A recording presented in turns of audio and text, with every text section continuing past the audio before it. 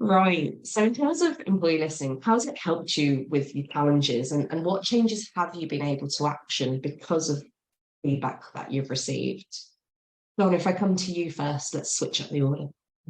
So I think what we've built is a better understanding of what our people want. I think if we were honest with ourselves historically, we created a lot of top-down activity. We assumed what people wanted in terms of information, comms, activities, benefits, for example.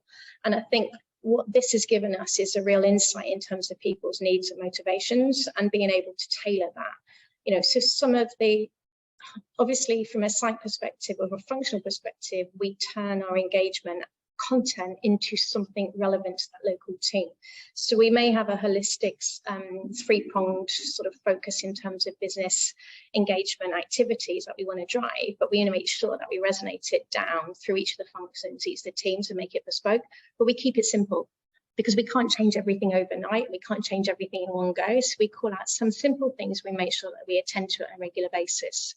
So for example, in our logistics environment, every 2 months, we make sure that we're checking in on the action plans across all of the sites in terms of what progress has been made, but also what things need to escalate centrally, because we actually need to make sure that we do it from a business perspective because of feedback we've got. So some of the initiatives recently have been about really focusing on the employee benefits that are available to all of our colleagues and highlighting some of our internal, whether it's cycle to work schemes, for example, or it might be access to grocery aid, which is an institution that we use a lot within our business. So I think the benefit for us has actually been changing our behaviours based on what our colleagues want, what they want to hear, what they want to know about, what's useful for them.